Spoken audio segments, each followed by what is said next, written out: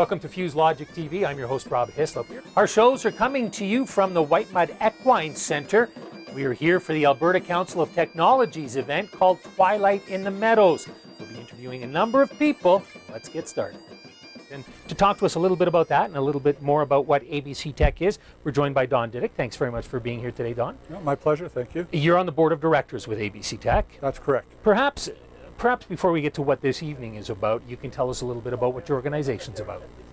Well, our organization is about building relationships that create critical mass to create interest in technologies in Alberta, look at innovation in maybe a different way than we have in the past, where we have to get it from someplace else rather than perhaps maybe creating it here. So our organization fosters ideas, relationships that elevate that capacity. So who comes to you then? Like, do people come to you asking for help, or how does it work? Well, actually, we have individuals who recognize others who are in this industry and invite them to join us and to share their ideas, thoughts, perspectives, and then see where that can take us. In the past, we've held breakfasts where we did exchanges, where people did a bit of a mini market. You know, here's my idea. Are there people interested in participating with what I have in mind? So that was one of the examples that we did. The other thing I think that for getting people involved is thematic. So we'd look at stem cells. Well, how many people really know about stem cells? And where would you go to ask? And you can see all kinds of things on websites all over the place. But if you were to really get at the heart of what the truth is and what the reality is, you'd come to us. We could tell you these are authentic individuals who can convey the right information. So this is if you've got an idea on stem cells, not if you're just curious about them. No, both. Both? Yeah, Okay. if you're curious, yeah, we welcome curiosity. That's the driver. It's the fuel for innovation. So you start with curiosity about a problem and you move from there. So how have you seen things change then? The organization's been around about 10 a years. decade? Yeah, about a decade. So how have you seen things change over that time? I think you start where you're at and you experiment with a few ideas. You get a couple of people together, maybe 2-3 people, talk about ideas that are on your mind at the time. And then you use your imagination. Imagine what things could be like if. So you ask the if question. What is it, would it be like, for example, if there was more of a commitment to fostering technological development in Alberta? Would Alberta be better off if we did? What kind of people would we like to attract to create that culture of innovation and technological development, commercialization? How do we build and leverage with the institutions, organizations that are already in part responsible for that kind of activity? So that's where you start. And then as it evolved, I think the relationship piece built out, and it took us to places we might not have imagined. We dealt with things like fusion.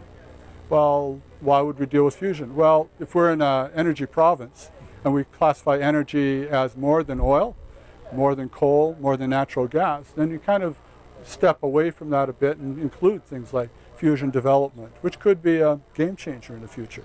How do we respond? And also, I mean, you held a conference a little while ago, Yes. Big Data Analytics in the Cloud, where you were talking about gathering information and disseminating it and coming up with, I guess, reasons why you would collect the information and how you can use it as well. Absolutely. And these are things, and that one was in particular very exciting because it's in play now. We might not consciously acknowledge it, but it's in play and it affects each of us, not just here in this province, but all around the world. So you have organizations collecting data points and making sense out of it, that they can create market niches for whatever services and products they want to provide. That's one level. And the other side of it is people using their imagination and looking, where do I need to create data sets, take control or ownership of that, and market the information or the services, products that result. So if you use weather data, the more data points you have, the more accurate your weather predictions are. You commercialize that into helping industry, and particularly agricultural-based industries. Or TV industry. Or TV industry, yeah, if you're a weatherman. I just sort of thought I'd throw that in. Yeah. And really be able to bring value to those individuals who rely on that information for decisions they need to make. Okay. So in essence, from what I gather, you're a networking organization where people can come and meet.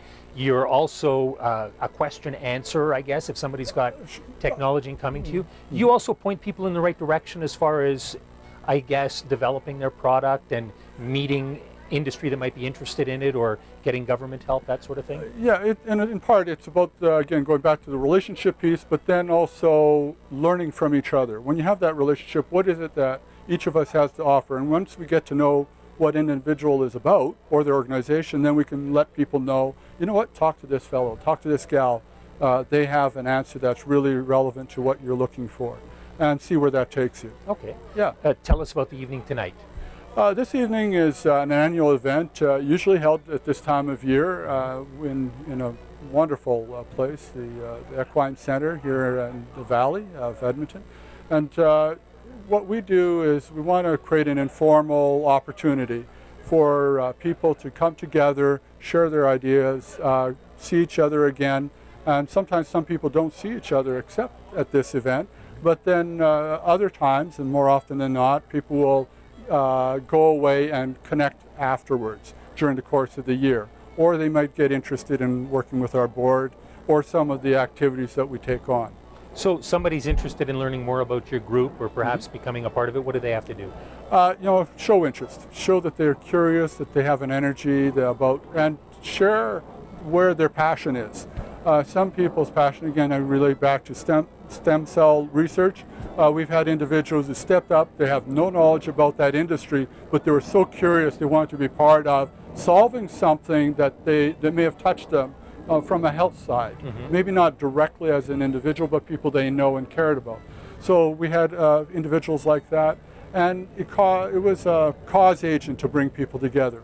Other ones were just in terms of science curiosity. For example, transportation systems that won't rely on people to drive automobiles, automation, and so on.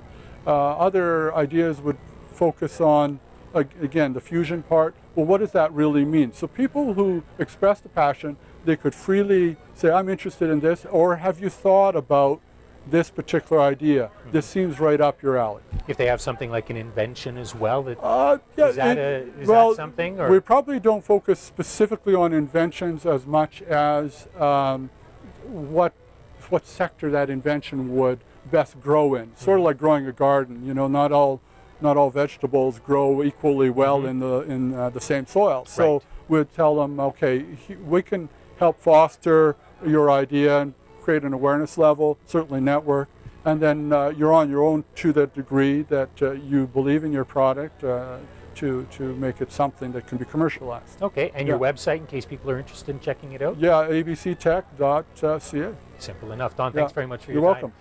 All right, we've been chatting with Don Diduck, one of the board members with ABCtech. Plenty more to come down here at the Equine Center.